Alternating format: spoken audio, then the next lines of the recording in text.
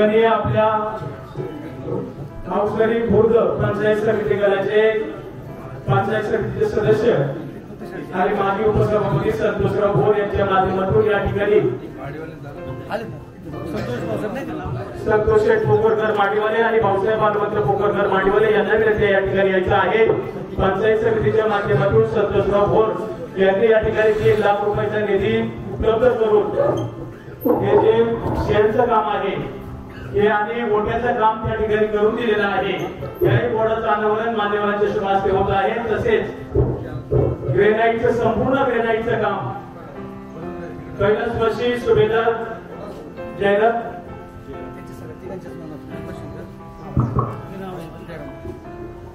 कैलासवासी गणपत शेखर कोकणकर कैलासवासी बाबाबाई गणपत पोकरकर आणि कैलासवासी सुभेदार जयराम गणपत पोकरकर यांच्या स्मरणार्थ सुमारे 1,11,000 रुपयाची ग्रेनाइटचं काम त्यांनी देखील या ठिकाणी केलेलं आहे। याही बोर्डाचं अनावरण या ठिकाणी होत आहे। त्यांनाही विनंती आहे देवराम मार्गडे जयगीश वसंतराव पोकरकर यांना विनंती आहे आपल्या शुभ हस्ते बोर्डाचं अनावरण होत आहे। आपण देखील या ठिकाणी उपस्थित राहायचं आहे। तसेच जगद्गुरु संत तुकाराम महाराजांच्या या ठिकाणी मूर्ती आहे। कैलासवासी उद्योजक सागरशेठ द्राक्षे यांच्या स्मरणार्थ अनेक मान्यवरांनी या ठिकाणी देणग्या देऊन तुकाराम महाराजांची मूर्ती देखील स्थापना या ठिकाणी केलेली आहे। हेही देणगीदार आहेत।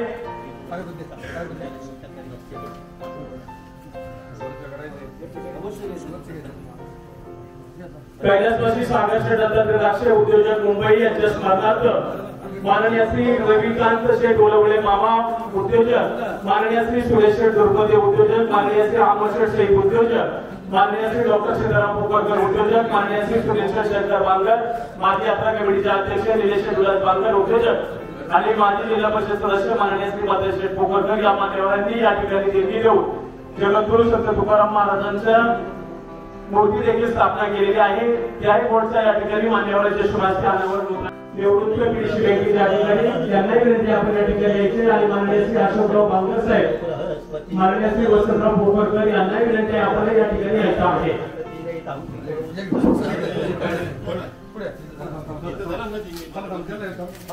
खोला खोला खोला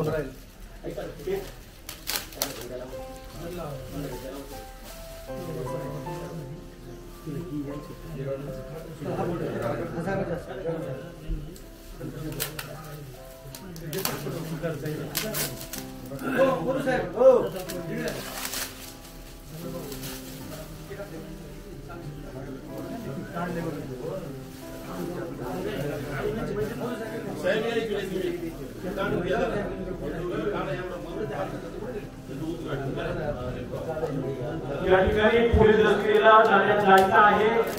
भीमाशंकर सहकारी साखर कारखान्याचे माजी चेअरमन विद्यमान संचालक, मंचर कृषी उत्पन्न बाजार समितीचे माजी सभापती विद्यमान संचालक माननीय श्री देवदत्तजी लेखक साहेब यांना विनंती आपण या ठिकाणी यायचं आहे आणि तिन्ही मान्यवरांना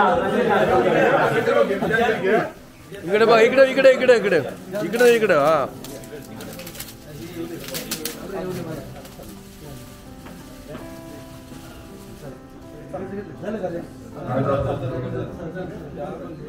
परिवारामध्ये व्यक्तींना विठ्ठल विजय निमित्ताने भावपूर्ण आदरांजली व्यक्त करण्यासाठी उपस्थित याची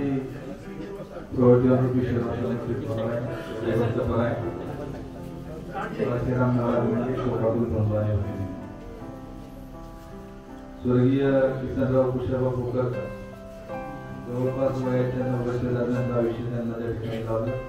शेती क्षेत्रामध्ये अपार कष्टाने मेहनत करून आपला प्रपंच जगाला अत्यंत चांगल्या प्रकारे या गावामध्ये चालवला आणि आज त्यांची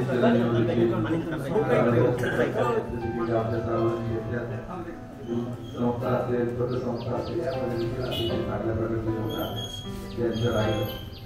त्याचप्रमाणे स्वर्गीय तुकाराम महादेव पोकरकर यांना देखील 90 वर्षापेक्षा अधिक वर्षाचं आयुष्य त्या ठिकाणी लाभलं।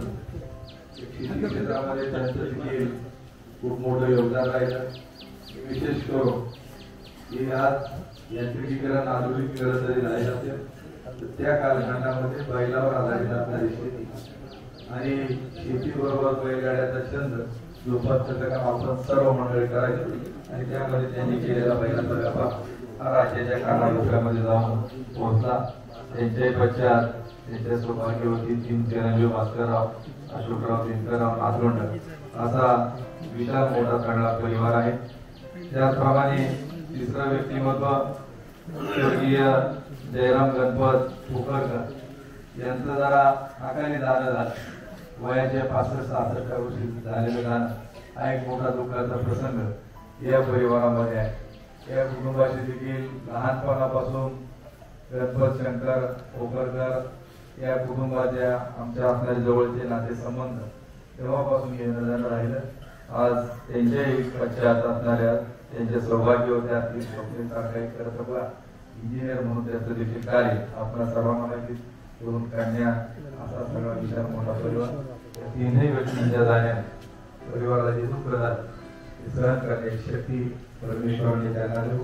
त्याचप्रमाणे परवाजी अहमदाबाद येथे दुर्घटना घडली त्याही बांधवांना मी आदरांजली व्यक्त करतो आणि ज्या ज्या दानशूरांनी इथं चांगल्या प्रकारचं महाराज हे भव्य दिव्य असं व्यासपीठ प्रवचन रूपी सेवेसाठी उपलब्ध करून दिलं त्या सर्व कुटुंबियांना देखील मनापासून धन्यवाद देतो। पुन्हा एकदा भावपूर्ण आदरांजली व्यक्त करून पुढील दशके उद्या जाण्यासाठी आमंत्रण देतो। ओम ज्ञानेश्वरीचे पूजन झालेलं आहे। महाराजांच्या विषयी प्रवचनाच्या कार्यक्रमाला सुरुवात करायची आहे।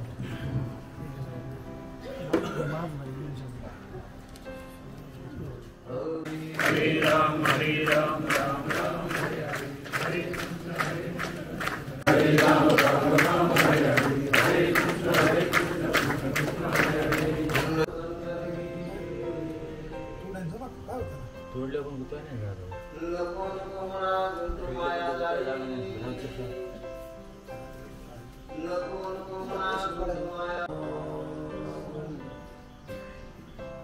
सोळविना राजा देशीचा चौधरी, सोळविना राजा देशीचा चौधरी अनेक सोय रे भले भले काळाची नमो पुंडलिका नमो चंद्रभागा नमस्कार पादा कृपा पांडुरंगा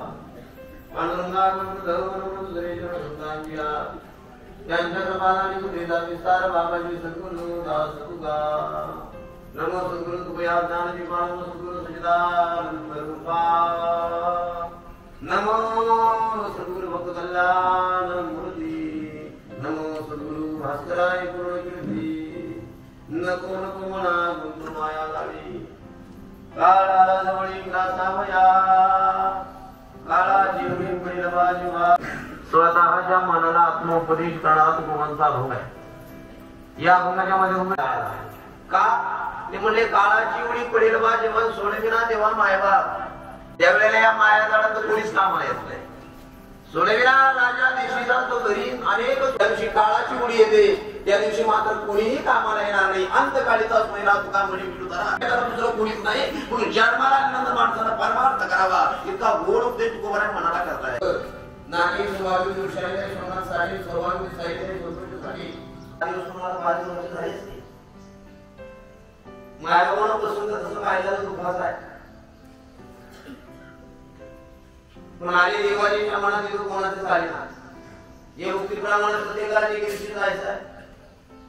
नवराला रुपये ते नाशी नाशी ते पुन्हा दिसली घडी का आहे तर त्याची कोणी बनवली का माऊलीचं बनवली उद्या आहे तर त्याचा नाश ठरलेला आहे। शेंगाराचे म्हणजे पुनर्बीजन जनरेशन पुन्हा जन्माचं पुन्हा मध्ये मृत्यू नको तर हाड घालताय आणि योग मृत्यू काय सोप्या भाषेत आपल्याला सांगा बाबांनो तिथं आजा मेला पंजा मेला बापही बसना गेला आपल्या डोळे देखत आपल्या आजू वगैरे पंधर वगैरे वाढायला जायचं आपल्याला बोलायचं नाही तू काय म्हणे का मरणीची श्रेय आपल्या सगळ्यांना दिवशी मारायचं बघा प्रत्येकाला मरण येणार आहे। तो जन्माला तो बाजीवर आला तो 3 दिवस जाणार आहे। रोज सांगतो सकाळी सूर्य उगवला का संध्याकाळी मावळणार आहे। दिवस म्हणून का रात्र येणार आहे। सुखानं तो दुःख ठरलेले जन्माला प्रत्येकाला मृत्यू ठरलेला आहे कोणाला चुकवता येत नाही।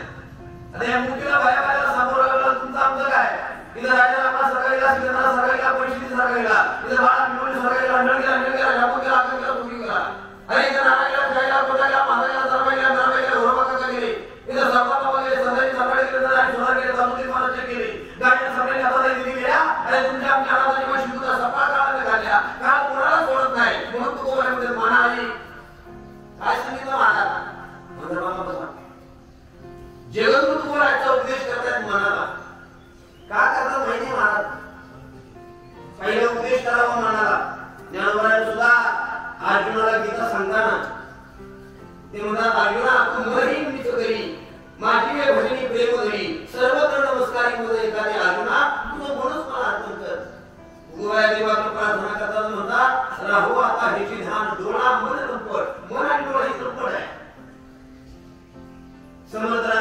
ठिकाणी तुम्ही मनाचे श्लोक वाचा.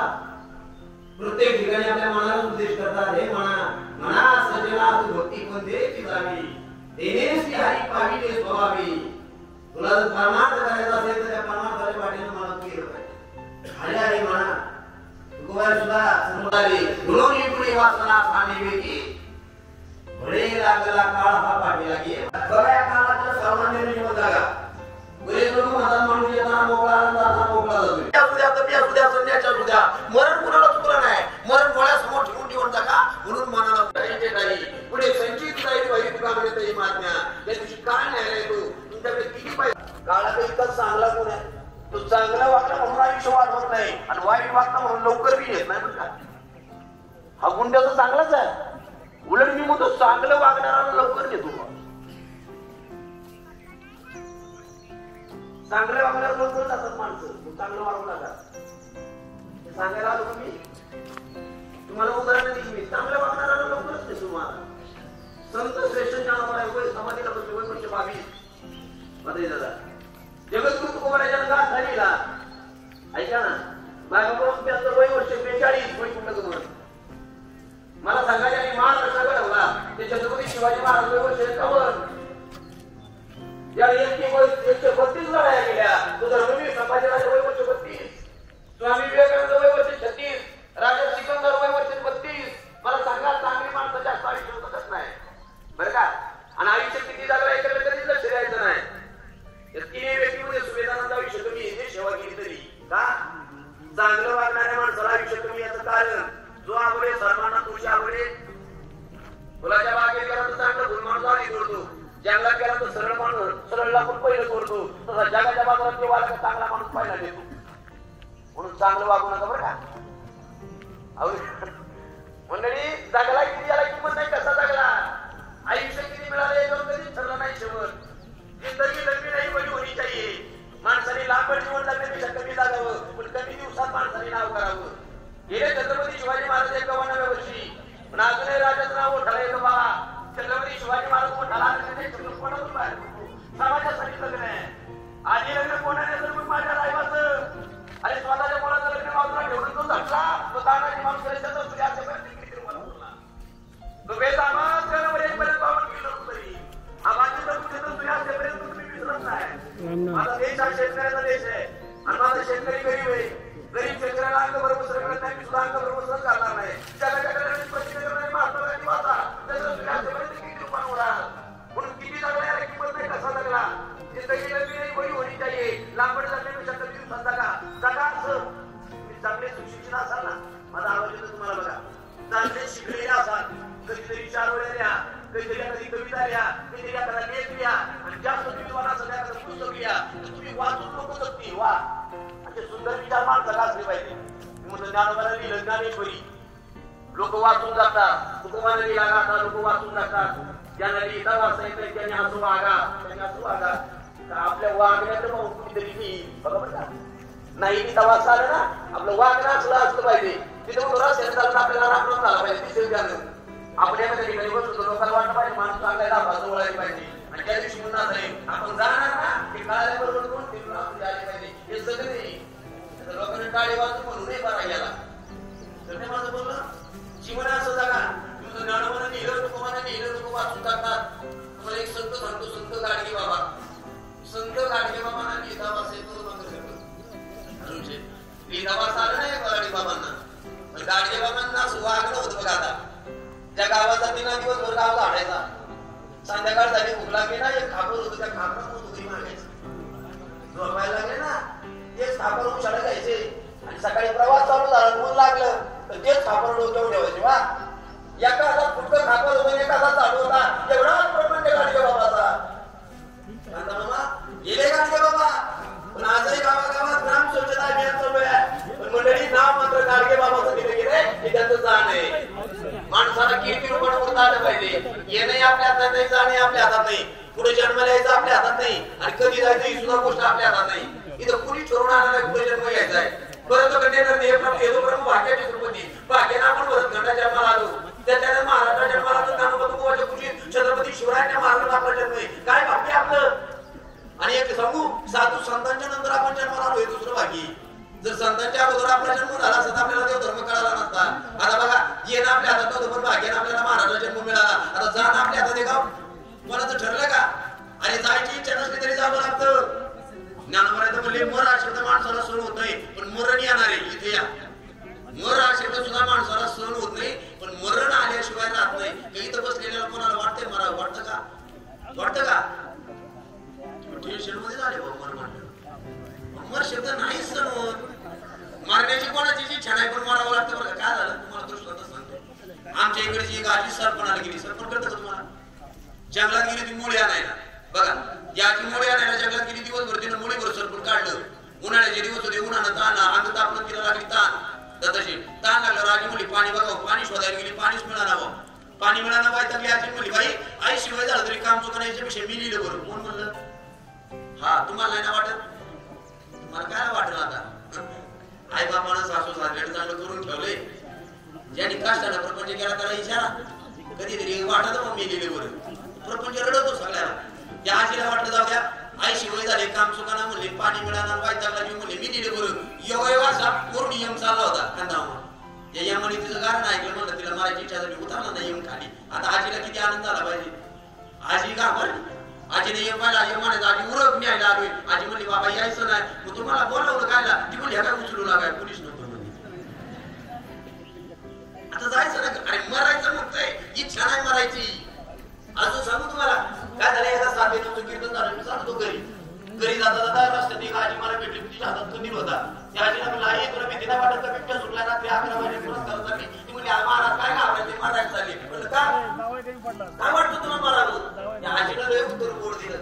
त्या आजी म्हणली 4 खानाचं घर होतं महाराज. 4 खानाच्या घरात 7 पोरं वाढवली. त्याच्यातच जनावर त्याच्यातच पोरं त्याच्यातच प्रपंच केला. आता मग 4 पोरांनी 4 बंगले बांधले. पण सुख नाही. म्हणलं का?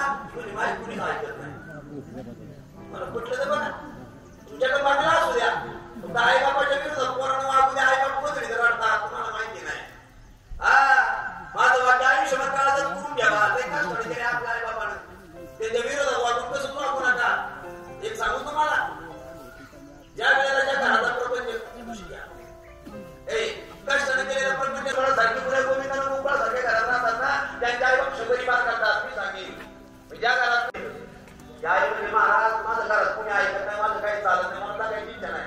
तिला म्हणलं जगायची इच्छा होते. कोणालाच वाटत नाही मारावं. काय आमच्या महाराजाचा प्रपंच श्रीमंत होते तुम्हाला आहे.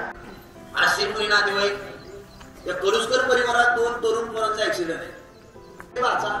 10वीला चांगले मार्क पडले. सारख्याला ऍडमिशन घ्यायचं म्हणून मी कालच ऍडमिशन करून आलो. उद्या तो शाळेत जाणारे नवीन कपडे घेतले कुठं घेतली मोबाईल घेतला कटिंग केली आणि त्याच्या मित्रासोबत आम्ही नाश्ता केला. आणि दुसऱ्या दिवशी पोरं आनंदात का शाळेला निघाली.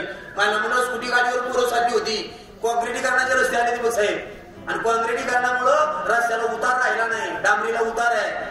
कॉन्क्रिटीकरणाची कणपुरी इकडेला गाडीवर चढताना स्लिप झाली दादा दादा आणि गाडी रस्त्याच्या बाजूला पडली. दोन्ही पोरं रस्त्यावर पडली. मागून मोठा कंटेनर येत होता. बारकी गाडी असते तर पोरं उडवली असती. मोठा कंटेनर होता. दोन्ही पोरं टायर खाली गेली. कळतंय माझं जीवन.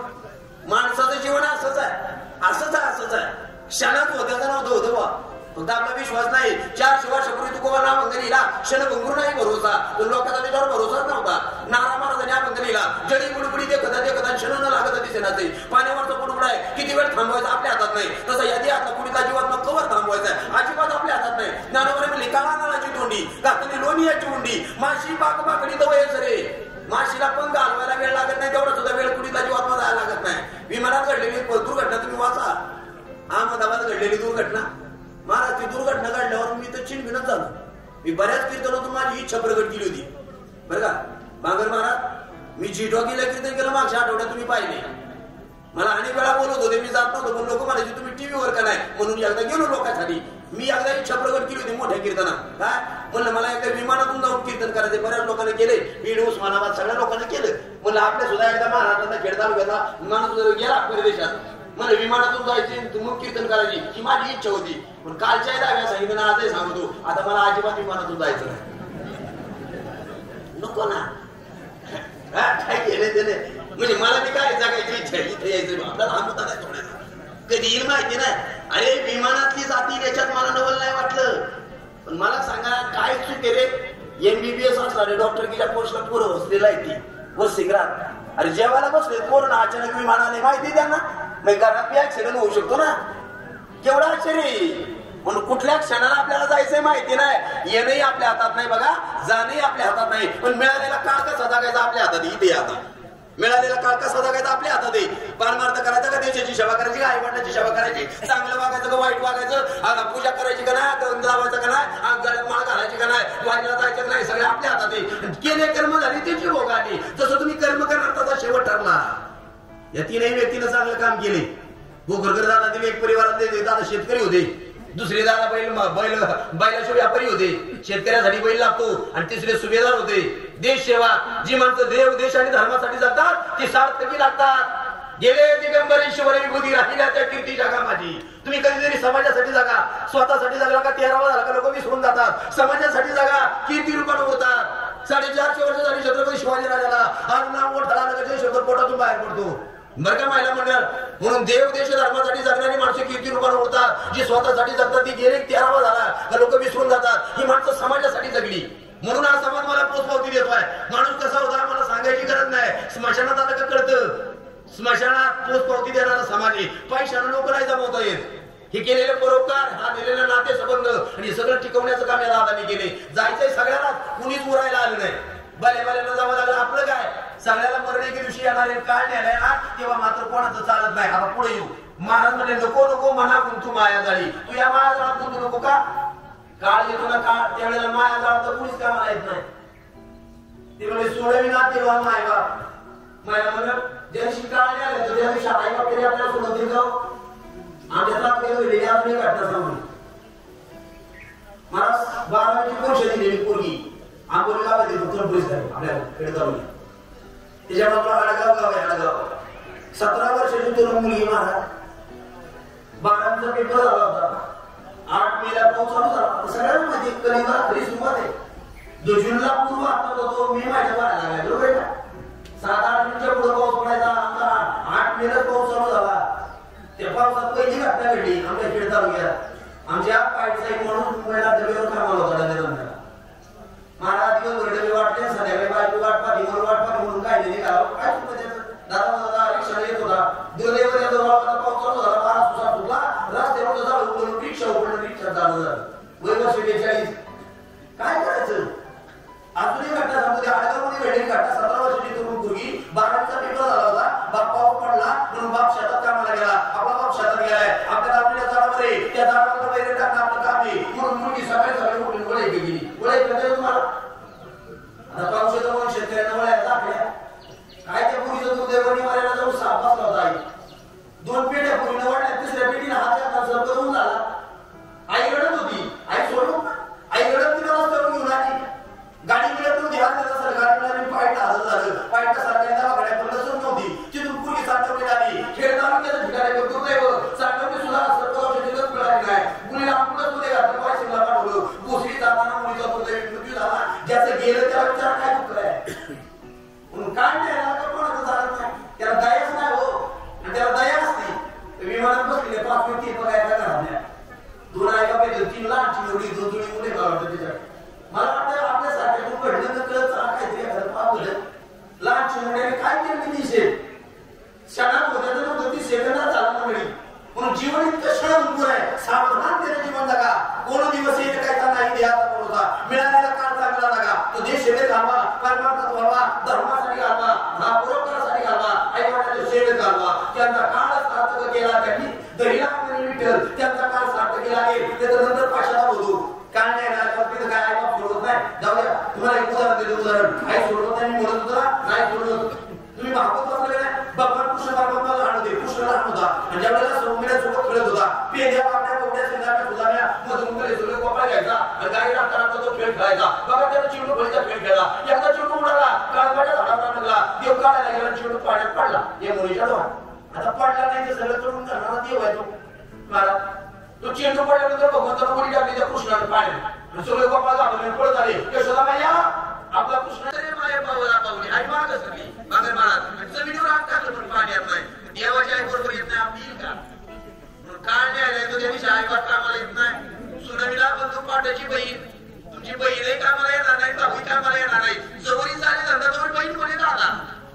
काहीतरी करून दादावर घरात तुम्हाला मान देतात दादा पण आधी बुद्धी जोडतात एकदा वय संपलं तरी मला गेली ओझ पडली आयुष्या शेवटी निघाला तुम्ही कमवतो तोवर मारणारी लोक आहे त्या दिवशी कमवायचं बघवा कुणी विचारत नाही आता शेवटचा आहे का सोडविना राजा देशीत असतो तरी कोणी सोडून जातात शिवायला आयटीला आधार करतात पालकन करा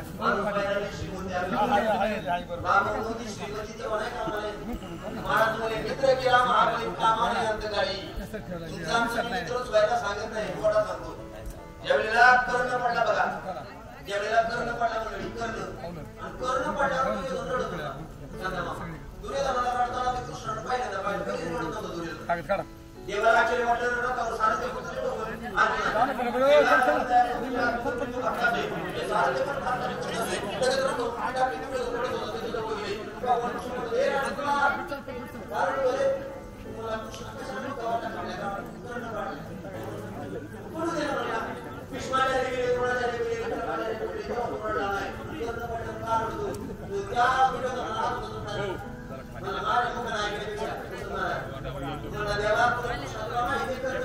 जरा पटकन का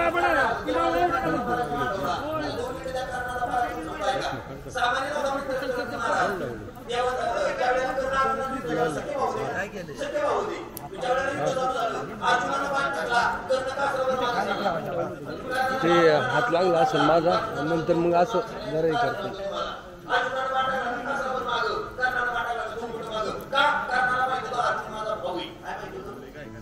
अर्जुनाला माहित नव्हतं खरं माझा बाबू ती मला कसं काय शक्य महाराज त्या दिवशी युद्ध चालू व्हायचं दादा बोला युद्ध चालू व्हायचं ना त्या अंध्या रात्रीला त्या कर्णाच्या आईला झोप नाही लागली काय हो कर्णाच्या आईचं नाव सांगा पण कुंती झोप करायला लागली आणि माझी पाच पांडवांना सांभाळणारा कृष्ण आहे माझा एक पोरगा विरोध बाजूला लढणारी ती फक्त तिलाच माहिती कोणालाच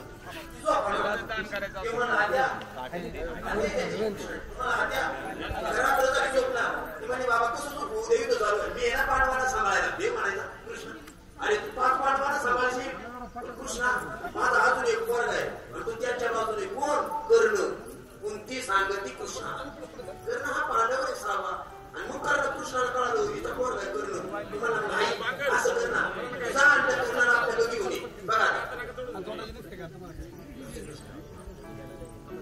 ती म्हणली जा आणि कर्णाला घेऊन आणि निघाली कुंती माझ्या म्हणत ज्या वेळेला कुंती निघाली कर्णाने मला दिली रात्रीची कर्णाला काय माहिती माझी आई आहे का आलीस एवढ्या रात्री त्याने सांगितलं बाळा माझा पोरगा मी तुझी आई कसं शक्य बाळा मी लहान होते एका दुर्वास ऋषीची मी सेवा केली होती सेवा केल्यानंतर त्या ऋषीने मला वरदान दिलं मंत्रापासून तुला पोरग होते मंत्रापासून पोरग होते तर माझा विश्वास नव्हता मी मंत्र सूर्याचा जपला सूर्यनारायणाला पोटात घर भरायला आता लग्न नाही पोटात घर भरायला मी सुरू मानावला ज्या दिवशी तुझा जन्म झाला लोक लग्नाची पोरग झालं नाव ठेवती म्हणून मी तुला टाकून दिला कोण मला म्हणलं कोणती करणार म्हणते तुम्हाला आई तुम्हाला टाकून दिला मग मला कोणी सांभाळलं तुम्हाला बाई ती म्हणली बाळा तुला तुझा मला सांभाळा आई खरं सांगू तुला जरी मला जन्माला गेले ज्यानं मला लहान मोठं केले ज्याची खावी पुळी ज्याची वाजवावी बघा करणं पण शिका स्वतःच्या आई गेली तरी करणं ऐकायला रडायला लागली रडत निघाली तुम्हाला आई रडू नको तू आतापर्यंत म्हणायची मला 5 पोर आहे पांडव 5च ना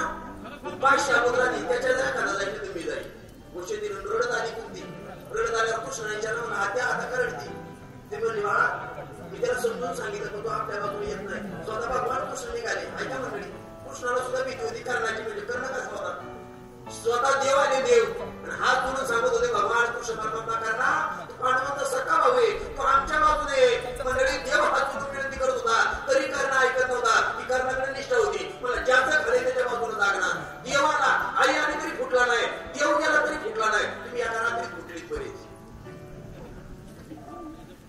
हा गुण त्याच्याकडून शिका निष्ठा कुठलाच नाही करणं आईला नाही देवाला सुद्धा नाही त्याचं खाली त्याच्या बाजूनच ज्या वेळेला लढाई चालू झाली ऐका आता एका बाजूला कर्ण एका बाजूला अर्जुन आहे अर्जुन सत्य भाव आहे फक्त आता कर्णाला माहिती आहे अर्जुन माझा भाव आहे आणि अर्जुनाला माहिती नाही कर्ण माझा भाव आहे कर्ण अर्जुन रागात पाठ टाकायचा कर्ण कासरावर मागे पडायचा मागे सरला अर्जुन कर्णाला हळूच पाठ टाकायचा हळूच पाठ जरी गेला तरी अर्जुनाचा रथ कासरा मागे सरायचा आणि रथ मागे सरला रथ हाकणारा देव म्हणायचा वा कर्णाला राग आला त्याला जाणार लगेच अर्जुनाला राग आला मला निवार मारल्यावर कर्ण कासरावर मागे सरतो तेव्हा हा म्हणत नाही वा अर्जुना त्याने मला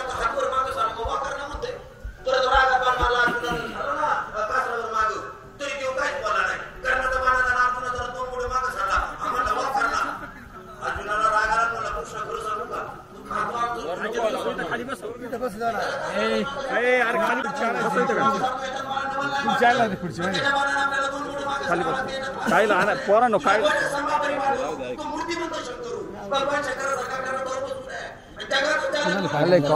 इथं बसले होते दोन तीन पाटील कोणता पाय पडे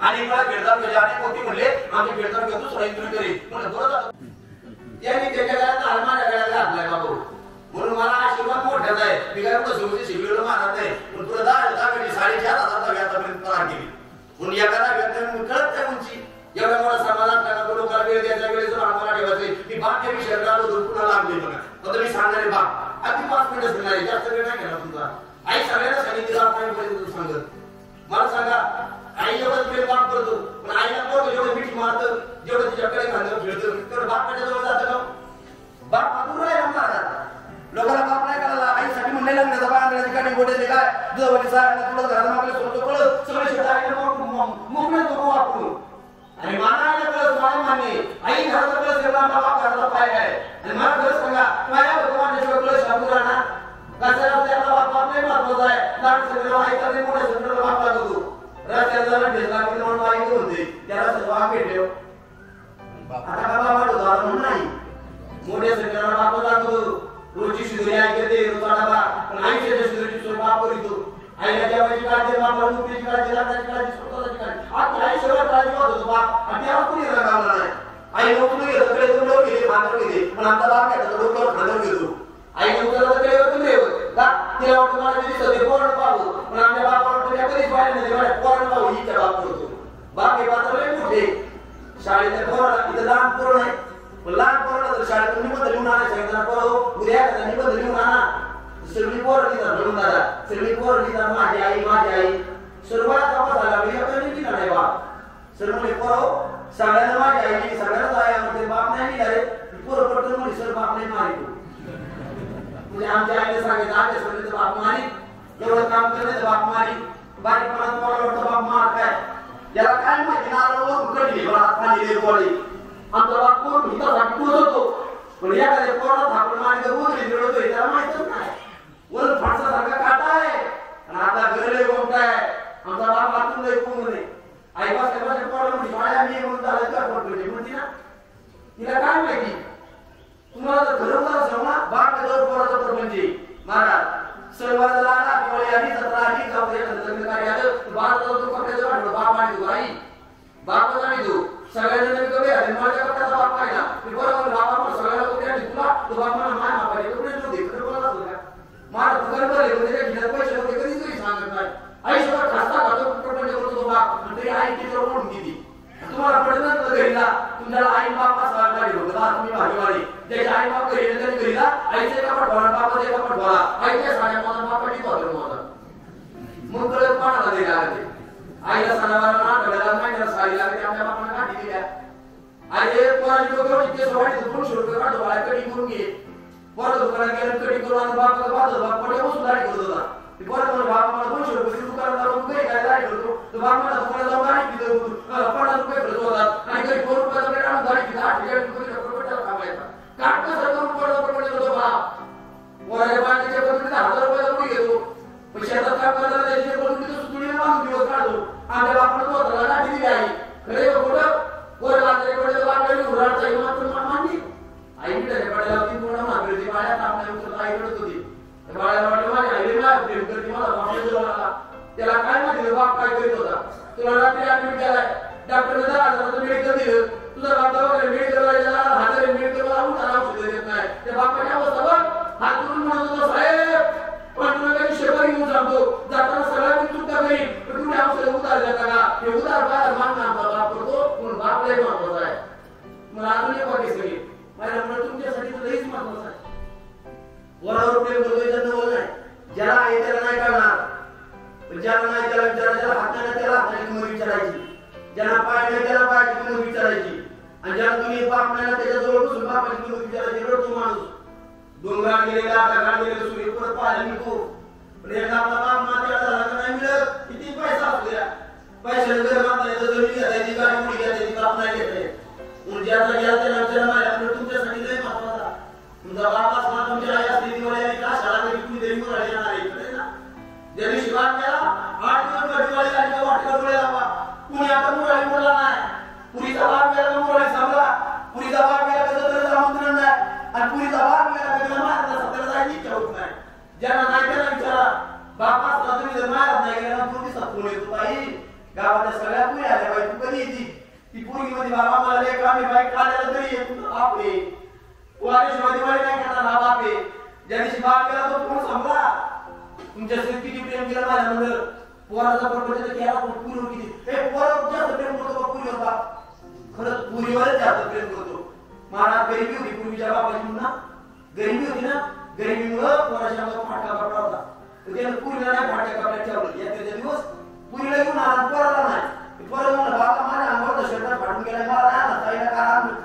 बाप मला बाळ्या ती लई दिसायची नाही, आपल्या घरात म्हणून आणलाय. माझी चिंतीसाठी वाटत आणि कुठून म्हणून जाईल म्हणून आणलाय. बघा काय सपाटी पोरातून चूक झाली तर बापाने मारलं होतं. ताईला तुझ्या कुठ्यावर नाव दिला, बापाचा हात नाही उचलला. सगळं आपल्याला पटत झालं. पुरीचा तो बाप असतो. मुलगी लागण्याच्या वादाने तो झोपत नाही, दचकून जागा होतो. तुम्ही विचारा बाबा काय होते. मला काढलं तर तुला सोन्यासारखी वाढली, उद्या दुसऱ्याचं दर म्हणून झोप नाही लागत. तुमच्यासाठी तुझा बाप म्हणून जागा राहतो. तिला जर मारलं मोठे झालं ना पुढच्या बापाला मारलं तर मोठे झालं ना त्याचा आनंद बघायचा. त्यांनी वाकाडीला ना दिवसभर त्याचा फोन पण नव्हता. सगळ्या पाहुण्याला सांगतो पुरीचं लय करायला झालेले मोठ्या घरात मागले. संध्याकाळी त्या पुरीचा बाप ज्या वेळात बघता येतो ज्या त्याने एक सुद्धा तोंडाला लागला. त्या बापाच्या मनात विचाराला मारणे मोठ्या लय करायला झाले पुरीचं पण माहीत करून द्यायची ऐकत नाही. गरीबी आपली.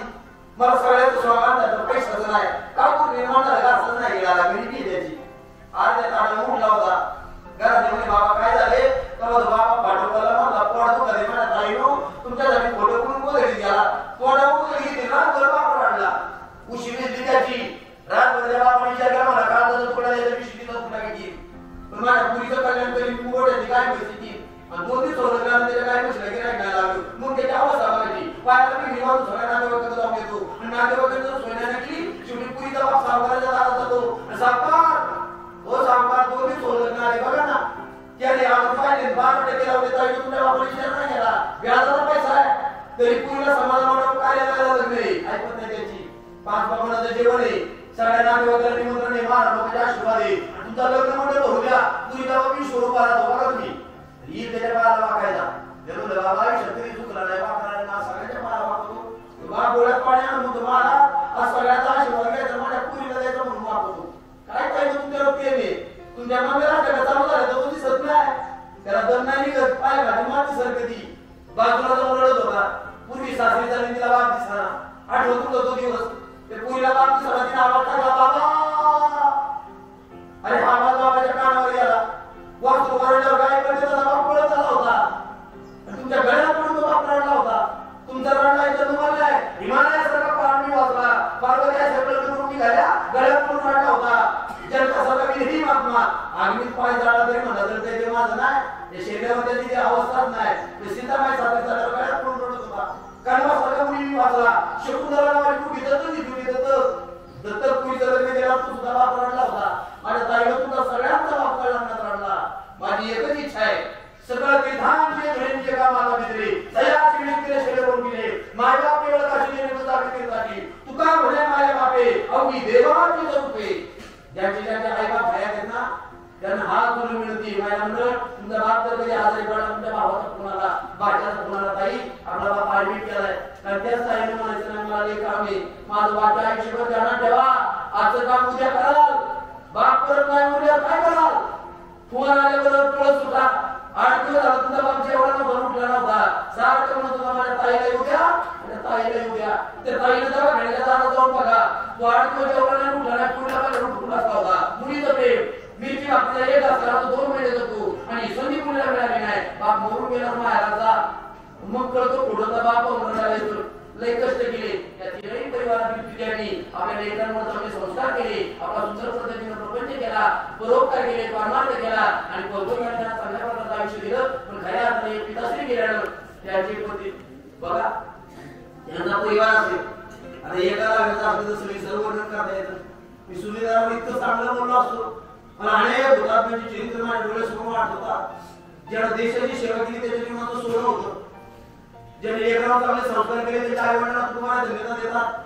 आणि संस्कारशील असणारे परिवार, देश सेवा करणारे असणारे परिवार त्याच्या परिवाराच्या वाढायचे काही दुःख आहे ते सर्वांना शेती करून सुद्धा परिवारामध्ये मी माझ्या मित्र परिवाराच्या वतीने भारतीय समाजाच्या वतीने जीवात्म्यांना भावपूर्ण श्रद्धांजली अर्पण करतो. बोलता बोलता जर तुम्ही शक्य असेल तर मला परत करा. घड्या बांधण्या घरात बाहेर पडले की माझं स्वतःचं दुःखावर आहे आणि ईश्वरचं करा. परमेश्वर आपल्या सर्वांचं कल्याण करो ही ईश्वराची प्रार्थना करतो. म्हणजे चांगलं वागा चांगलं जागा कुणाचं चांगलं करताना मी संत करू नका. कोणाचं वाईट मला करू नका. कुठल्यावर आपण झाले पहिले तेव्हा तुमच्या नीती निर्माण करा. रोज आणि रोजच्या पाठोळे वाचा कपाळाला तुझी मान द्या. आता शेवटी आहे बघा कार्तिकी तुम्ही वारी केली पाहिजे. देव देश धर्मासाठी मोजलं पाहिजे. बरोबर केलं पाहिजे. किती केलं पाहिजे. आपल्याला करता पाहिजे आणि काहीच करता आलं नाही. ज्या मायबापाच्या उद्या आपण जन्माला आलो आपण आपल्या मायबापाची सेवा केली पाहिजे. हा संदेश घरी घेऊन जा आणि खऱ्या अर्थाने या ठिकाणी सेवेला पूर्ण घ्या. विठ्ठल विठ्ठल विठ्ठल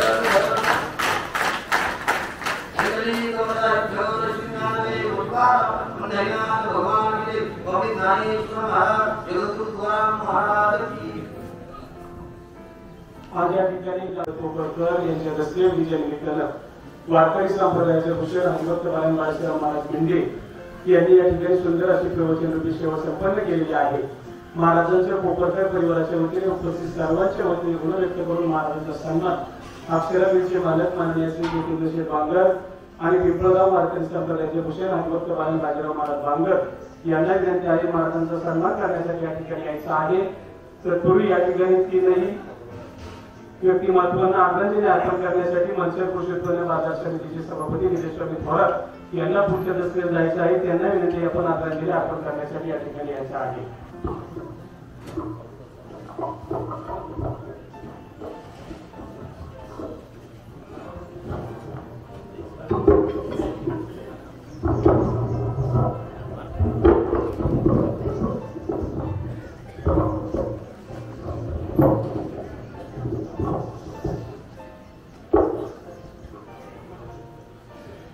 आपल्या गावातील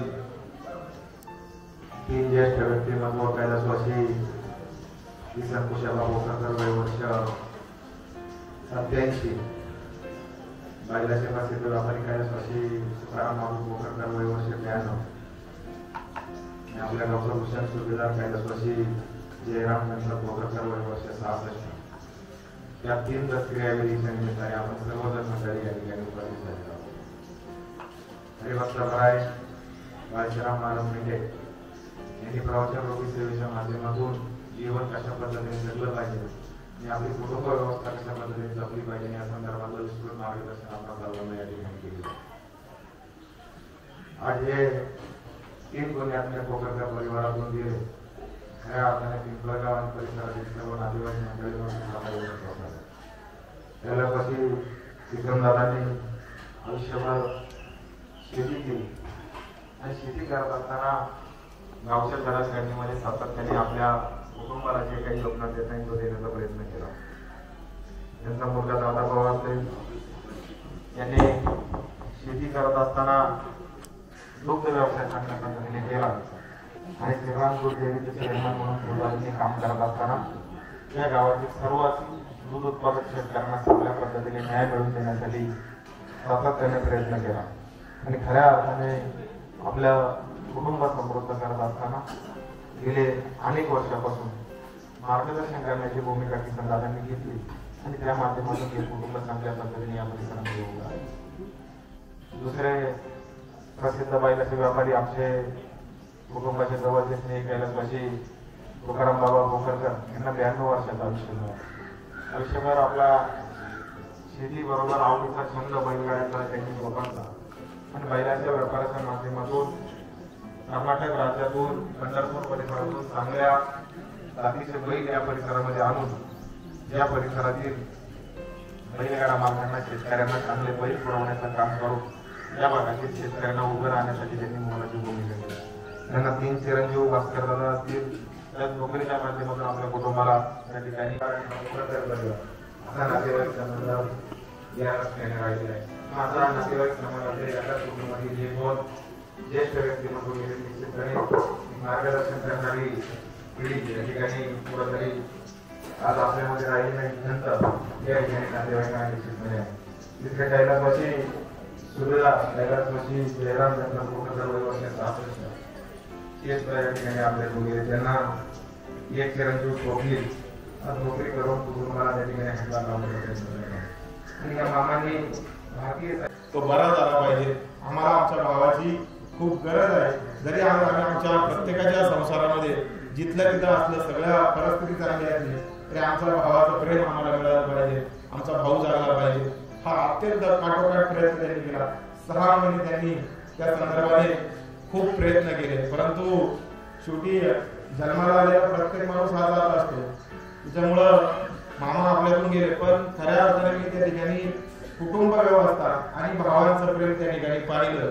म्हणजे मी तुम्हाला आज सांगतो त्यांनी महाराजांनी वडील सांगितलं असेल परंतु अख्ख्या पिंपळगावने काही या राज्याने आणि तालुक्याने आदर्श घेतला पाहिजे.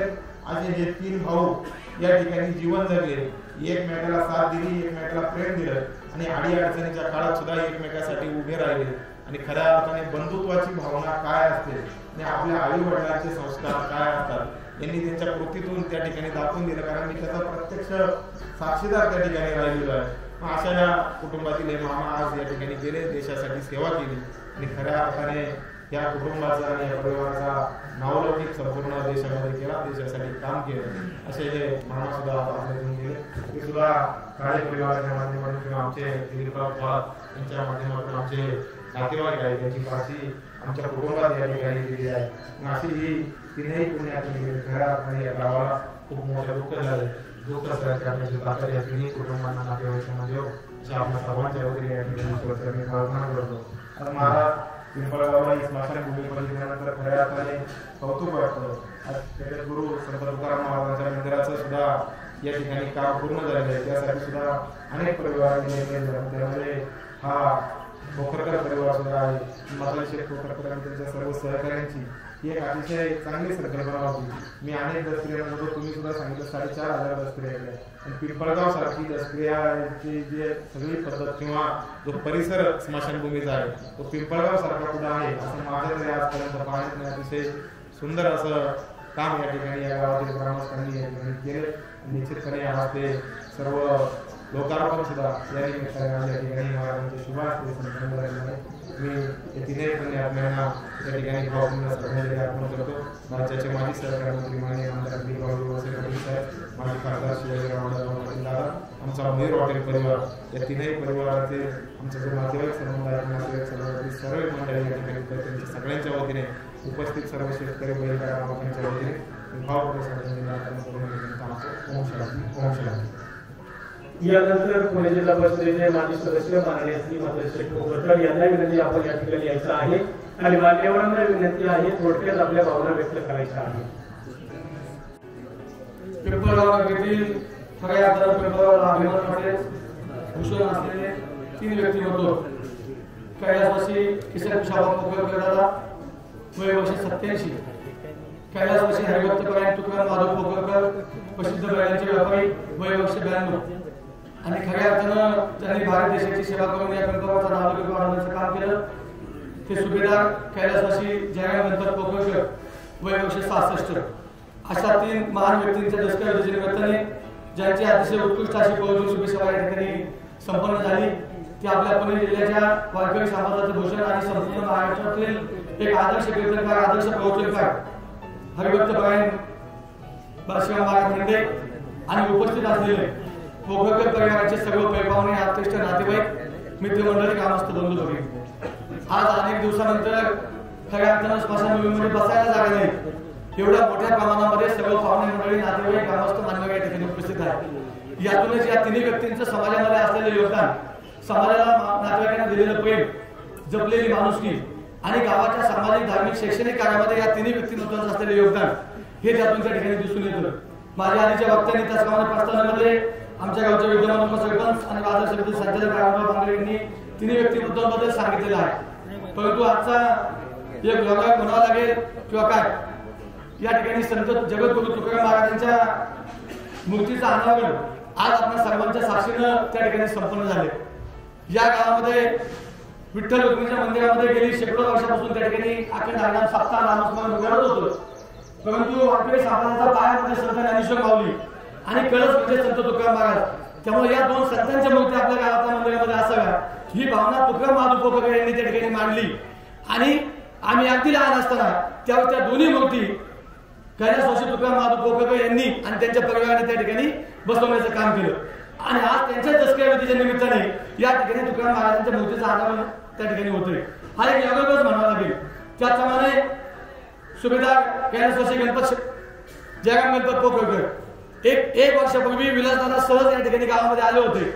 आणि मी विलासदादांना म्हटलं, दादा गणपत तात्यांचं त्यांचे वडील की ज्यांनी शंभू महादेव दूध संस्थेची स्थापना केली, शंभू महादेव पाणीपुरवठा संस्थेची स्थापना केली, पिंपळगावचं उपसरपंच म्हणून आदर्शवत काम केलं, पिंपळगावच्या ज्येष्ठ नागरिक संघाची स्थापना केली आणि अख्खं आयुष्य गावाच्या विकासासाठी गणपत शंकर पोकळे यांनी त्या ठिकाणी घालवलं. आणि मधला माळा जो आदर्श माळा म्हणून त्याच्याकडे पाहिलं जातं, तो मधला माळा आदर्श माळा घडवण्याचं काम खऱ्या अर्थानं गणपत शंकर पोकळे यांनी त्या ठिकाणी केलं. आणि म्हणून तात्यांची कुठेतरी स्मृती राहावी ही एक माझ्यासारख्या कार्यकर्त्याच्या मनामध्ये इच्छा होती. म्हणून विलासदादांना फक्त मी बोललो की विलासदादा तुम्ही इथं काहीतरी एखादं काम करावं अशी माझी इच्छा आहे. ते म्हटले काय काम करायची इच्छा आहे? तर म्हटलं काय नाही, इथं तुकाराम महाराजांची मूर्ती आपण या ठिकाणी आणलेली आहे, परंतु हे काम हा वाटा अतिशय सुंदर ग्रॅनाइट बसून व्हावा असं मला वाटतं. तर ते म्हणले किती खर्च होईल? म्हटलं 1-1.5 लाख रुपये खर्च होईल. तर ते म्हटले ठीक आहे 1 लाख रुपये मी देतो, तुम्ही काम करून घ्या. आणि मग 1 वर्षापूर्वीच तसं पाहिजे काम चालू केलं, पण काही कारणास्तव त्या ठिकाणी काम राहिलं. परंतु आज जयंतदादांची देखील त्या निमित्ताने स्मृती राहावी आणि म्हणून हे काम 2 दिवसामध्ये विलासदादांनी संपूर्ण निधी देऊन त्या ठिकाणी हे पूर्ण करून घेतलं. आणि आज त्यांच्या दसऱ्याच्या निमित्ताने त्यांची देखील कायमस्वरूपी आठवण या निमित्ताने राहत आहे. आणि त्याचप्रमाणे दुसरं व्यक्तिमत्व किसन कुशाबा पोकळकर एक हाडाचा शेतकरी, प्रचंड कष्ट, प्रचंड माणुसकी. या माणसाला कधी मी माझ्या आयुष्यात कोणाशी भांडताना पाहिलं नाही. लहान मुलापासून तर म्हाताऱ्या माणसापर्यंत अतिशय विनोदाने बोलणं, हसून बोलणं, सगळ्यांना प्रेम आणि माणुसकी देण्याचं काम केलं. त्यांचा असलेला मुलगा दादाभाऊ किसन पोकळकर की ज्यांनी गेली 10-15 वर्ष सेम दूध संस्थेमध्ये एक आदर्श संचालक म्हणून काम करत असताना सेम दूध संस्थेचे चेअरमन देखील म्हणून काम करण्याचं काम केलं. अशा पद्धतीचं कुटुंब घडवण्याचं काम केलं. त्याचप्रमाणे कैलासवासी गेनू मनोजी बांगे पोकळकर यांचा हा परिवार म्हणून तुकाराम महाराज आणि किसन कुशाबा हे भाऊ आहे. सख्य भाऊ आणि सख्य चुलत भाऊ एकाच परिवारातील हे 2 भावांचा दसऱ्यामध्ये देखील या ठिकाणी घडतो. हा देखील एक योगदान म्हणावा लागेल. या परिवाराचं योगदान तसं पाहिलं तर पिंपळगावमध्ये खूप मोठे. मी सरपंच असताना रमेश पागाजी पोकळकर त्यांनी माझ्यासोबत ग्रामपंचायत सदस्य म्हणून काम केले. गावाच्या विकासामध्ये खूप मोठं योगदान देण्याचं काम केले. चंद्रकांत दादा पोकळकर यांनी देखील गावचे उपाध्यक्ष म्हणून त्या ठिकाणी काम करण्याचं, यात्रा कमिटीचा उपाध्यक्ष म्हणून काम करण्याचं काम केले. त्याचप्रमाणे असं अनेक मोठं योगदान या परिवाराने सातत्याने त्या ठिकाणी दिले. त्याचप्रमाणे खऱ्या अर्थानं या ठिकाणी डॉक्टर चंद्रकांत पोकळकर उपस्थित आहे, भाऊसाहेब पाटील आहे, संतोष शेठ पोकळकर एक चांगलं व्यासपीठ या ठिकाणी असावं ही भावना मनामध्ये मांडली.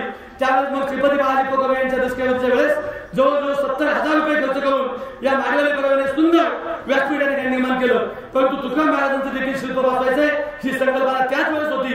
70,000 केल्याचं काम असताना देखील त्यांना विनंती केली की या ठिकाणी होते याचं व्यासपीठ देखील तुम्हीच करावं. तर आता तुम्ही पाहताय त्याच्यानंतरच्या काळामध्ये पंढरी शेठचं देखील जाणं झालं. हनुमान शेठ आधीच गेले होते म्हणून त्यांची देखील स्मृती या ठिकाणी राहावी. आणि मग त्यांना सांगितलं होतं की हा खर्च आम्ही ग्रामस्थ करू, तुमचं व्यासपीठ होतं, व्यासपीठाचं तुमचंच नाव लागेल. पण संतोष शेट्टी भाऊसाहेबांनी सांगितलं की नाही, जर नवीन व्यासपीठ होत असतं हरकत नाही, जुनं व्यासपीठ काढलं तरी चालेल, परंतु त्याचा जो होणारा खर्च आहे तो सुद्धा आम्ही देऊ. म्हणजे एवढं दातृत्व असलेली माणसं या गावामध्ये याचा निश्चित माझ्या सरकारला खूप मोठा अभिमान त्या ठिकाणी वाटतो.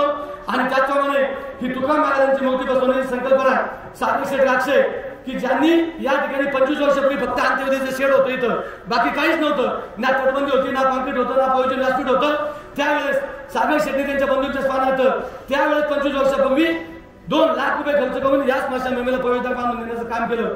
पण दुर्दैवाने सागर शेठचं आयुष्य कमी मिळालं म्हणून त्यांच्या दसऱ्याच्या दिवशी एक सागर शेठची देखील चांगली कायमस्वरूपी आठवण राहावी ही मनामध्ये भावना आमच्या सगळ्यांची होती. आणि मग त्यांच्याच स्मरणार्थ तुकाराम महाराजांची मूर्ती आपण बसू हा संकल्प आमचा होता. खूप वर्ष झाली पण उशिरा व्हायला तो संकल्प पूर्ण झाला. आणि सागर शेठच्या स्मरणार्थ मग त्यांचा असलेला मित्र परिवार प्रसिद्ध बैलगाडा मालक रविकांत शेठ भोलावले मामा की जे आमच्या गावचे जावळे आहेत, त्याचप्रमाणे निलेश शेठ विलास बांगर उद्योजक, त्याचप्रमाणे सागर शेठचे मित्र पंचायत समितीचे पागणेचे सभापती आणि प्रसिद्ध उद्योगपती सुरेश शेठ दुलपते, त्याचप्रमाणे सागर शेठचे जवळचे मित्र सहकारी अमोल शेठ सहित उद्योजक, त्याचप्रमाणे सागरचा बालपणीचा शाळेचा मित्र डॉक्टर शतराम सभाजी पोखरकर की जे सगळ्यांनीच त्याला मुंबईला नेलं आणि चांगल्या पद्धतीने त्याला त्या ठिकाणी दिशा दिली ते डॉक्टर सीताराम सभाजी पोखरकर आणि त्याचप्रमाणे यात्रा कमिटीचे माजी अध्यक्ष सुनील शंकर बांगरप्पा या सगळ्या मित्र परिवाराने ही 1 लाखाची मूर्ती त्या ठिकाणी बसून दिली. आता याच्या आधी पण आम्ही एक मूर्ती आणली होती 19,000ची, पण ती गौरवाची होती. काही लोकांचा आक्षेप आला म्हणून ती मूर्ती आम्ही पुन्हा बदलली आणि नवीन मूर्ती आली. तर या देणगीदारांचं मी या ठिकाणी मनापासून आभार व्यक्त करतो. त्याचप्रमाणे या ठिकाणी आता हे जे पहिले शेड उभं झाले आणि मागची भिंत आणि जुना वटा हा पंचायत समिती सदस्य संतोष भोग यांच्या पंचायत समिती निधीतून बांधण्यात आलं, त्यांचाही ऋण व्यक्त करतो. आणि त्याचप्रमाणे या ठिकाणी आता हा खर्च खूप मोठा होता, जवळजवळ 2 लाखाच्या आसपास विलास शेट्टी त्यांच्या कुटुंबाने 1 लाख दिले, परंतु बोर्डच बनायला 52 रुपये खर्च होता. तर मग अनिल शेठ बांधकेले यांनी देखील या शिलालेखासाठी निधी उपलब्ध करून दिला, त्यांचाही मी ऋण व्यक्त करतो. आणि त्याचप्रमाणे या ठिकाणी आता ही जी फुलांची सजावट तर आंदोलन होते ते रात्री अचानकपणे या पोखरकर परिवारातील एक उद्योजक आणि भूषण एक आदर्श विद्यार्थी की ज्यांनी खऱ्या अर्थाने पिंपळगावच्या शाळेला मुलींना टॉयलेट असावं म्हणून त्यांच्या कंपनीच्या बॉक्स इंडिया कंपनीच्या माध्यमातून 2.5 लाखाचं टॉयलेट बांधून दिलं. ते सचिन शिवाजी पोखरकर यांनी रात्री सांगितलं की इथे जे सजावटीचा खर्च आहे हा मी त्या ठिकाणी करतो, पण सजावट करा. ही फुलांची सजावट देखील त्यांनी त्या ठिकाणी करून दिली, त्यांचाही मी व्यक्त करतो. आणि हे काम होण्यासाठी हेमंत शेठ राजगुरू यांचं सातत्याने मार्गदर्शन लाभत आलं. आणि 2 दिवसामध्ये काम कसं होईल ही मनामध्ये शंका होती, कारण गुरुवारी त्या ठिकाणी जयंतानंद विधी झाला आणि हे काम दशकापर्यंत संपवावं ही मनामध्ये इच्छा होती. 2 दिवसात संपणं शक्य नव्हतं, पण हेमंत शेट्टी अतिशय चांगले कागद दिले. मग ते कागद असलेले सुरेश कुमावत आणि त्यांचे सगळे सहकारी त्यांनी अवघ्या 2 दिवसामध्ये एवढं सुंदर काम करून दिलं, त्यांचं मी या ठिकाणी ऋण व्यक्त करतो. सगळ्यांचंच मनापासून ऋण व्यक्त करतो. आणि जसं पाहिलं तर त्यांचा या निमित्ताने सन्मान होणे देखील अपेक्षित आहे. म्हणून गावचे सन्माननीय सरपंच दीपक भाऊ पोखरकर, उपसरपंच आनंदराव बांगर, त्याचप्रमाणे युवा नेते सचिन बांगर आणि सर्व ग्रामपंचायत सदस्य वसंतराव बागशे यांनी या ठिकाणी यावं आणि या सगळ्या मान्यवरांचा 1-2 मिनिटांमध्ये अतिशय शॉर्टकटमध्ये सत्कार करावा अशी विनंती करतो. आणि एवढं मोठं योगदान बाकीच्या गावांमध्ये पाहायला मिळत नाही. तर ठीक आहे, यांचा पुन्हा एकदा आपल्या सगळ्यांच्या वतीने व्यक्त करतो. आणि अशाच पद्धतीचं योगदान भविष्य काळामध्ये देखील सगळ्या ग्रामस्थांनी द्यावी विनंती करून मी या तिन्ही महान व्यक्तींना पिंपळगाव ग्रामस्थांच्या वतीने बापूंना आदरणीय आदर ठिकाणी. यानंतर आदरांजली अर्पण करण्यासाठी ज्येष्ठ पत्रकार माननीय श्री डी के वळसे पाटील यांना विनंती आपण या ठिकाणी येत आहे.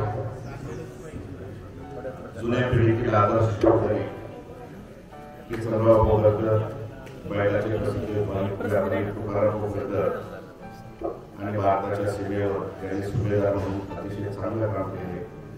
ते जयराम शरदराव पोखरकर या 3 मान्यवरांच्या दशमीनिमित्त उपस्थित असलेले सर्व क्षेत्रातील मान्यवर या 3ही कुटुंबाचा परिचय यापूर्वी आपले सर्वच मान्यवरांनी दिला आहे.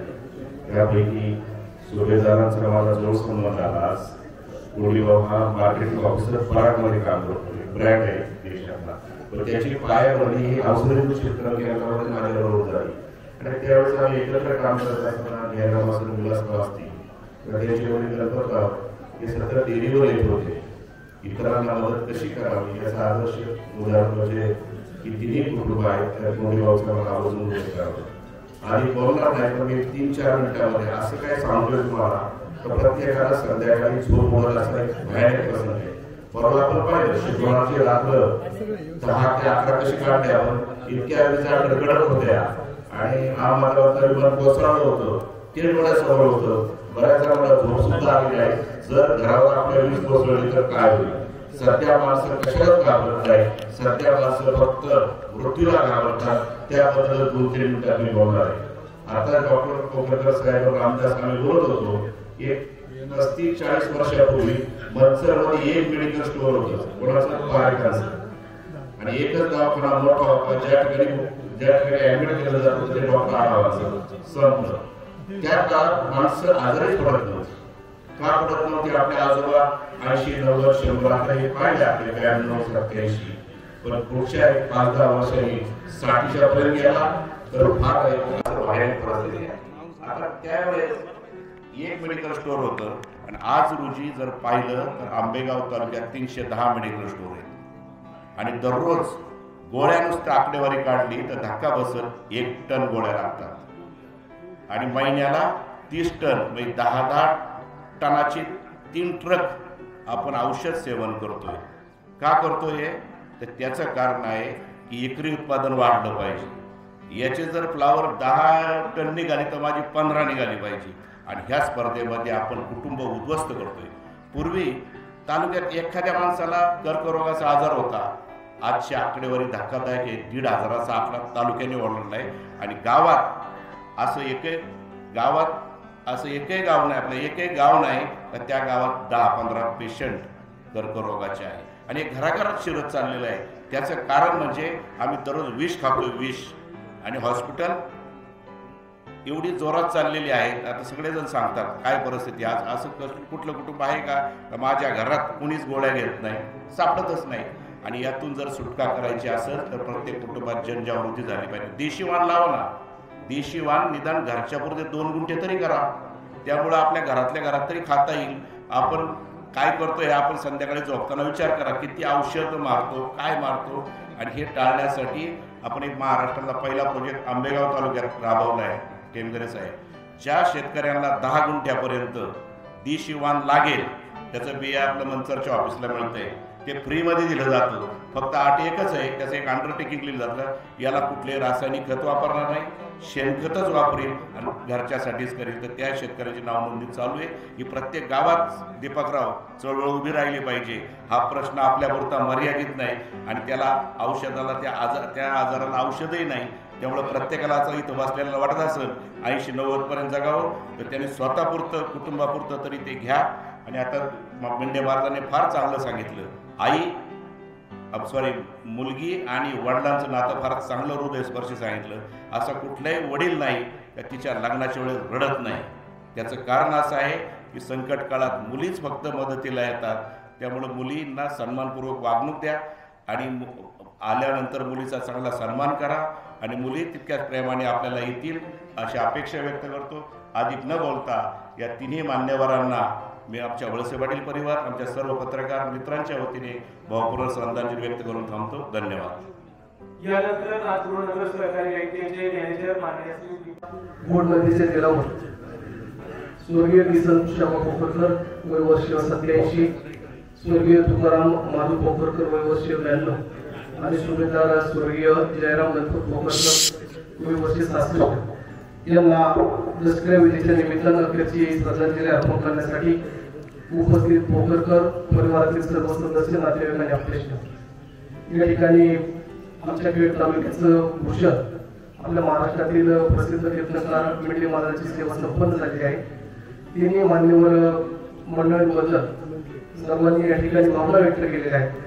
तर यापैकी स्वर्गीय किसन श्यामा पोखरकर बाबा यांच्याबद्दल सांगायचं म्हटलं तर त्यांची मुलगी आमच्या नानी सौभाग्यवती निर्मल, इकडचं नाव आशा सुरेश नाईकडे, त्या तीर्थक्षेत्र गडे या ठिकाणी नाईकडे परिवारामध्ये दिलेले आहेत. त्यानिमित्ताने आमचं त्यांच्याशी संबंध आहेत.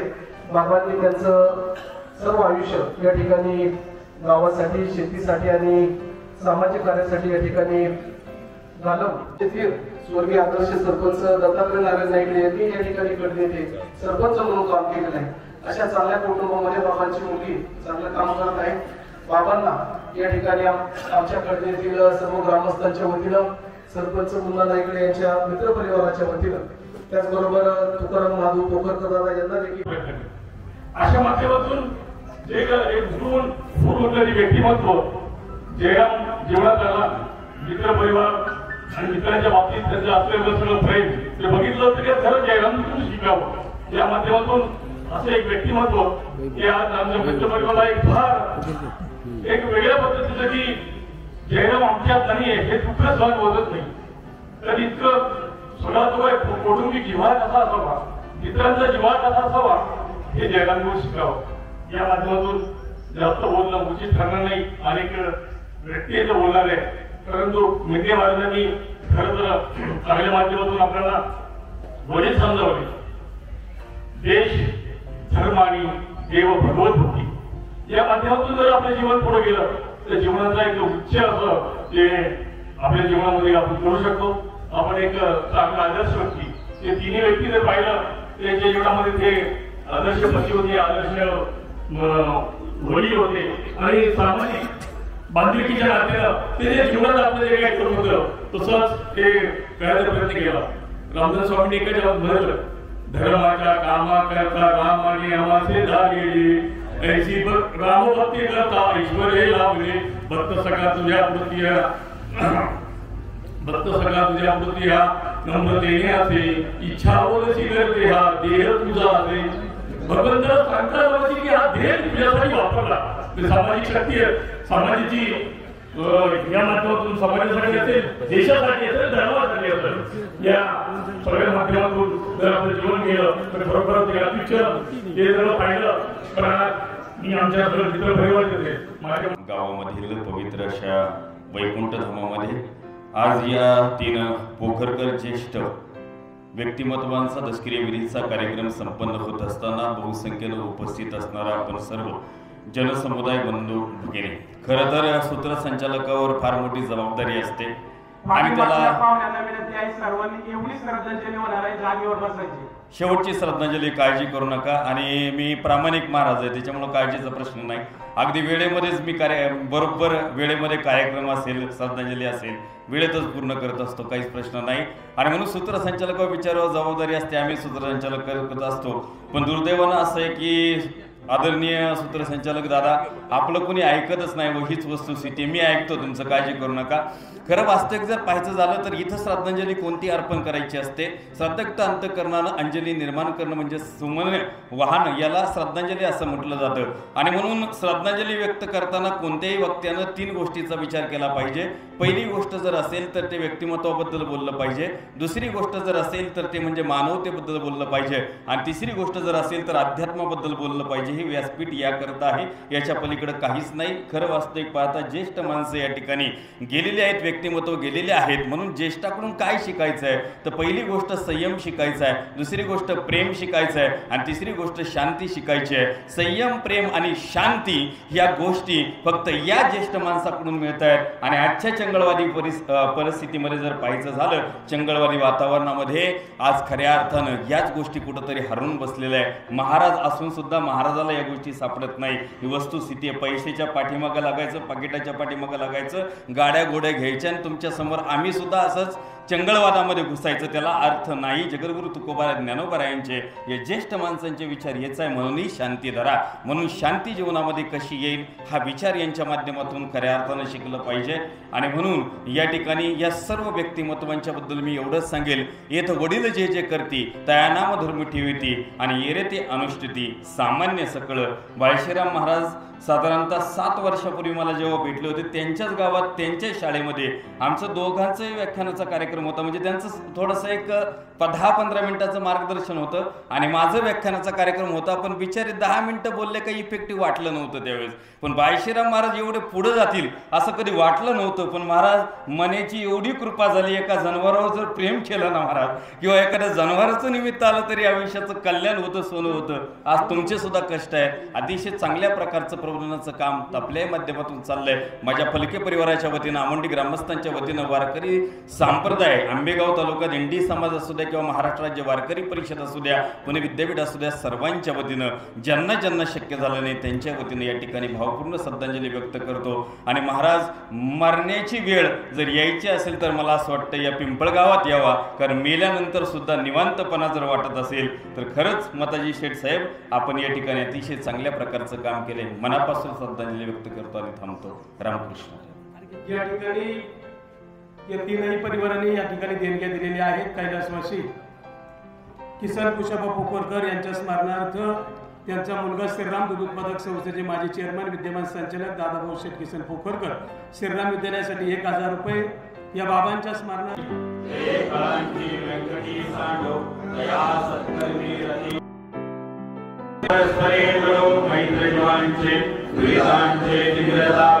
विश्वधर्म सूर्य पावो सोजे वांछिल तो तेरा हो प्राणिजात वर्षते सकल मंगळी ईश्वर निशांची मांड्याळी अनवर्त मंगळी भेट दया बघा सदा कल्पतरुचे आर्व चेतना चिंतामणीचे गाव बोलने जाणव पियुषांचे संगमे जलांछन आखंडे पापीन ते सर्वाही सदा सज्जना सोये होतो किंपना सर्व सुखी पूर्ण होमनी तिने लोकी आनंद हो शेषी लोकप्रिय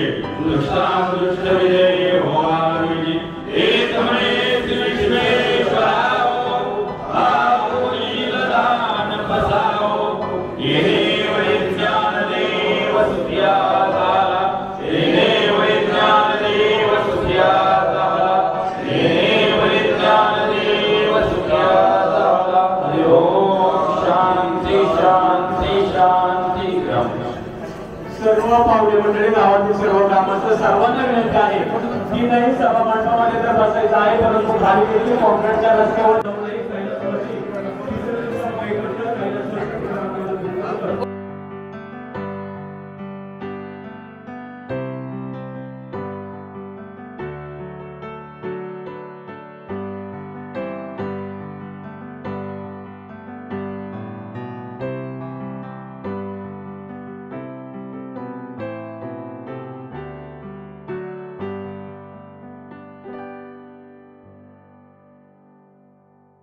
त्याचप्रमाणे बहुजन व्यासपीठ ग्रॅनाइटचं काम यासाठी ज्यांनी दानशूर देणगीदारांनी योगदान दिलेलं आहे त्यांनी कृपया तुकाराम महाराजांच्या मंदिरामध्ये उपस्थित राहावं. त्यांचा या ठिकाणी ग्रामपंचायत आणि ग्रामस्थांच्या वतीने सन्मान होतोय. तरी सगळ्या दानशूर देणगीदारांनी कृपया या ठिकाणी यायचंय आणि आपला सन्मान घ्यायचा आहे. बाबजी शेठ बाबजी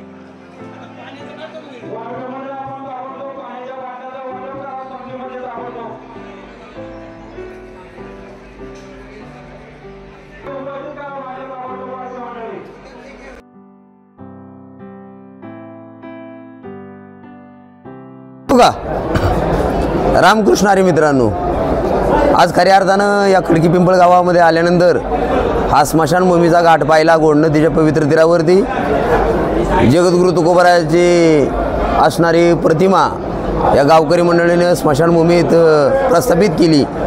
अनेक ठिकाणी दशकिऱ्या घाटावर जाण्याचा योग आपल्या जीवनामध्ये येत असतो, परंतु आज पहिल्यांदाच अशी सुशोभित असणारी ही दशकिऱ्या भूमीची पाहिली. इतकं समाधान वाटते. पाहू शकता मित्रांनो, हे जगद्गुरु तुकोबारायाचे असणारे आज या ठिकाणी पिंपळगाव खडकी आंबेगाव तालुक्यातील एक नावाजलेलं गाव बैलगाडा पंढरी म्हणून त्या ठिकाणी फेमस आहे. परंतु आज हा दशक्रिया घाट, या दशक्रिया घाटावर आम्हासारख्या महाराज मंडळींचं एक भाग्य आहे की जगद्गुरु तुकोबारायांच्या सानिध्यात इथं प्रवचन करायला या ठिकाणी सेवा मिळते. संपूर्ण आंबेगाव तालुकाच नाही तर पुणे जिल्ह्यातल्या कानाकोपऱ्यात आम्ही महाराज मंडळी त्या ठिकाणी प्रवचन सेवेसाठी जात असतो. परंतु मला अभिमान वाटतो की मी या गावचा आहे आणि या गावातली मशानभूमी इतकी सुंदर आहे की जिथे जगद्गुरु तुकोबारायांचं वास्तव्य आहे. आणि गावातल्या काही मान्यवर मंडळींनी विशेष प्रयत्नातून तुकोबारायांचं छोटेखानी मंदिर या ठिकाणी उपस्थित केलेलं आहे की जे सदैव वैकुंठाला गेले आणि त्यांच्या समवेत खऱ्या अर्थाने आमच्यासारख्या कीर्तनकार प्रवचनकारांना या ठिकाणी सेवा करायला मिळते. हे खऱ्या अर्थाने परमभाग्य पिंपळगावकरांनी या ठिकाणी उपलब्ध करून दिलेलं आहे. म्हणून पिंपळगाव ग्रामस्थ तमाम सगळ्या भाविकांच्या वतीनं मी या सगळ्या लोकांचं मनापासून आभार व्यक्त करतो. रामकृष्ण हरी, जय शिवराय.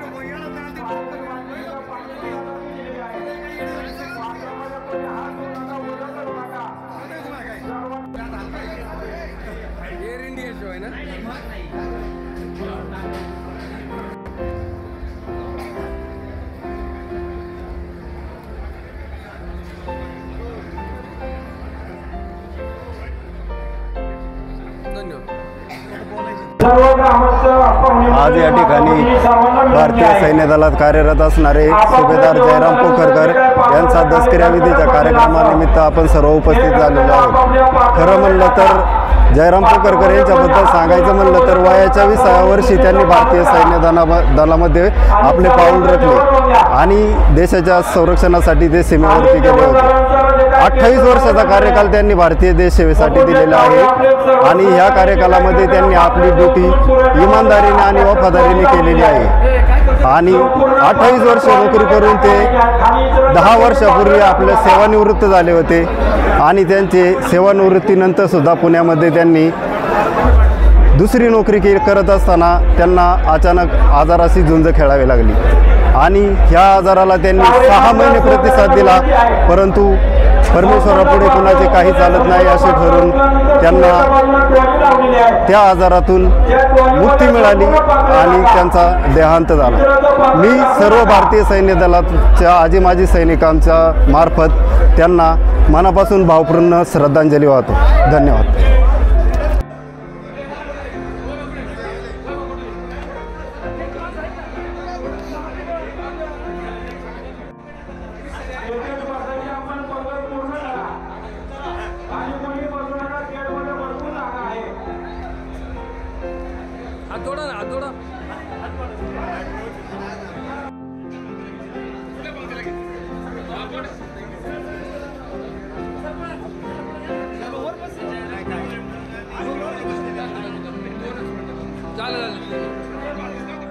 रामकृष्ण हरी, जय शिवराय। आज खऱ्या अर्थाने आमचे अतिशय जवळचे मित्र आणि आमच्या स्वराज्य संघाचे हिरिरीचे धडाडीचे राज्य कार्यकारिणीचे कार्यकर्ते आणि देश सेवेमध्ये ज्यांनी अखंड 28 वर्ष सेवा केली ते आदरणीय वंदनीय पूजनीय सुभेदार कैलासवासी जयराम गणपत पोखरकर यांच्या दसक्रिया विधीचा आजचा हा दिवस आणि आजच्या दिवशी खऱ्या अर्थाने त्यांनी देव, देश आणि धर्म या तीनही गोष्टीमध्ये खऱ्या अर्थाने आपली उल्लेखनीय कामगिरी त्या ठिकाणी बजावलेली आहे। 28 वर्ष देश सेवेमध्ये खऱ्या अर्थाने त्यांनी काम केलेलं आहे आणि सुभेदार सारख्या मोठ्या पोस्टवर त्यांनी त्या ठिकाणी काम केलेलं आहे आणि सुभेदार सारख्या पोस्टवर काम करत असताना फार मोठ्या जबाबदाऱ्या भारतीय लष्कराच्या त्यांच्या अंगावर खांद्यावर होत्या आणि त्या जबाबदाऱ्या खऱ्या अर्थाने 28 वर्षामध्ये व्यवस्थितरित्या पार पाडल्या। त्याचप्रमाणे देव धर्म कार्य त्याच्यानंतर धर्मकार्य कसं करावं म्हणून स्वराज्य संघामध्ये गेली 3 वर्षापासून आमच्यासोबत त्या ठिकाणी छत्रपतींच्या शिवकार्यामध्ये त्यांनी अतिशय चांगल्या पद्धतीचं काम त्या ठिकाणी केलं। पाठीमागे झालेला 350वा राज्याभिषेक सोहळा हा शिवनेरी गडावर त्या ठिकाणी साजरा झाला 7 दिवस। त्याच्यामध्ये सुद्धा सुभेदार साहेबांनी अतिशय चांगल्या पद्धतीचं योगदान त्या ठिकाणी दिलेलं आहे, अगदी तन मन धनाने त्याच्यामध्ये सहभागी झालं।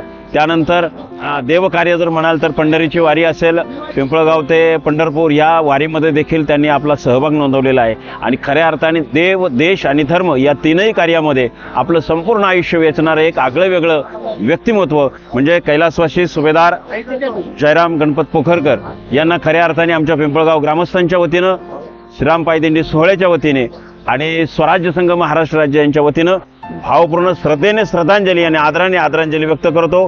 रामकृष्ण हरी, जय शिवराय।